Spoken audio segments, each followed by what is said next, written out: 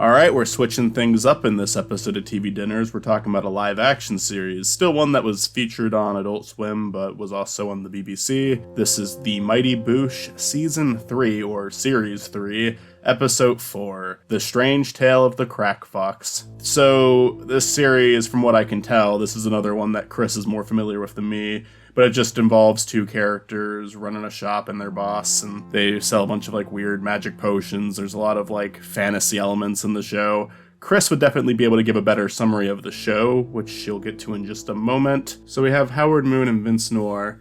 Moon wants Vince to take out all of the garbage that he's been building up in the back. And it's built up so much that there is this giant crack fox living back there. And once he invites the crack fox in for tea, the crack fox gasses him and steals something very important, which leads to their boss Naboo getting in serious trouble. And it's just a ridiculous show for ridiculous characters, a ridiculous story. I kind of thought it was going to be like a sketch comedy show based off the opening, but no, there is a bit of groundedness to it. There is like characters that the show are following. Now, I think a lot of these segments run very off, much like, sketch comedy often does. In fact, the people behind the show, The Mighty Boosh is the name of this TV show, but it is also the name of the comedy group that made the show. I thought there was some really interesting things about it, just like with its lighting and its set design. Like, there was a lot more detail put into that than I would have imagined. And, I got a couple of good laughs out of this. Chris, do you want to sum up the show a little better than I did, because you're familiar with it? So I really can't, because I have not kept up with it, but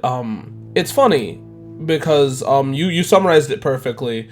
The Mighty Boosh is, I would argue, an experience, not only because the show's crazy, but because I think there's a comedy trope alongside a band, so it's wild. Yeah, it was kind of funny how much it was able to change focus in the episode while still following the same storyline. Like, it's not like the story changes, but it switches over to Naboo, and once it does that, it stays on him for a while. It's funny because I'm looking this up as we speak. They also had a radio show. Nice. Focusing on the actual episode we watched. Yeah, I think it had a very slow start, but once it kind of went to Naboo onward, it was pretty funny. It was pretty wild. It was getting a lot goofier with a lot of the characters showing up. Yeah. It's one of the weird shows while watching this, you go, how did Adult Swim get their hands on it? It feels perfect for Adult Swim, though. Oh, it does, but it's also just, it's weird, because it feels like it belongs on Adult Swim, but not the BBC, if you know what I mean. Yeah. Because, the Crack Fox pushes it a little bit, I think.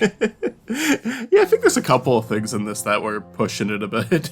Not by Adult Swim standards, but yeah, maybe by BBC standards. I don't know that, though. I don't really watch a lot of shows in the BBC. I liked all the stuff with the bin men. That made me laugh a lot. What do you think happens to the rubbish when you throw it out into the street? I don't know. Does it dissolve in the rain like a giant Barocca? No, it doesn't. The bin men take it away. Who? The bin men. Come off it, as if they exist. They're the stuff of legends, like unicorns.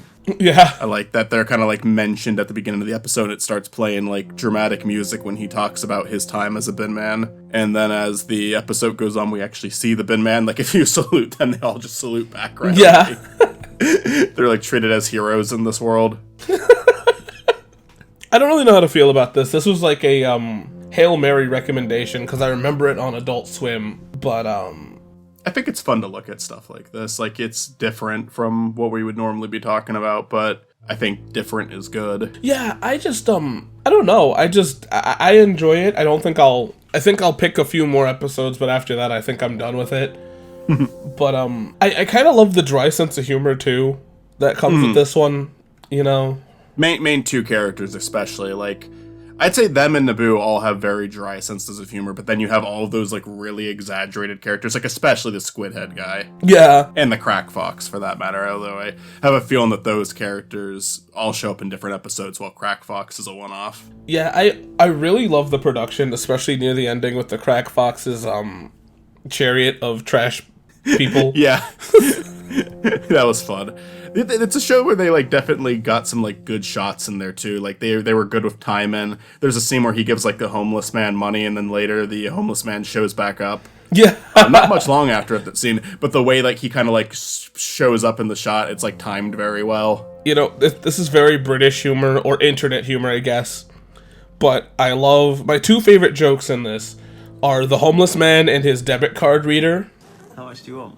Call it £58.30. That's quite a specific amount. Well, I have specific needs. Keep your pin safe, sweetheart. Someone could steal your identity. I just thought that was funny, and I also love the moon itself. Yeah, the moon was kind of just a weird thing that caught you off guard, but it was funny. Yeah. But I do like him, like, he's like given change through a credit card, and then like even like, but he's like concerned about him, like his number up, cover your number up, you don't want to get scammed. Yeah. It wasn't a show that I was laughing hysterically at. It's not like a show where it's like I enjoyed it, but I'm not like it's not like one where I'm dying to see more of it. I'm definitely down to do more episodes on it, by the way. It's not one where I'm like. To be fair, though, you asked me to pick a random episode, and I did. This might not be one of the best episodes of the show, but I did get a couple laughs out of this. I did enjoy it, and again, the production was just pretty neat to me, because a lot of like comedy shows like this, I don't know, there's like a lot of attention to detail in the sets, and I do like what they're doing with the lights, so it feels like generally a pretty well-made TV show. I think if I have to give it one more compliment, I absolutely love the storybook section they had of the Crack Fox telling his origin. Yeah, that was well done. Because it was just, I don't know, I haven't seen the show much, but none of this is what I expected it to be. I'm very happy Adult Swim had it, because I never would have seen this episode. I remember hearing about this one, so I don't know, I thought it was funny. I also think the cool thing is that the needles actually could hold juice. Yeah. I just thought it'd be a prop. So. Yeah, no, they carry that green stuff. Yeah. Oh, that's all for me. Yeah, same. This was fun.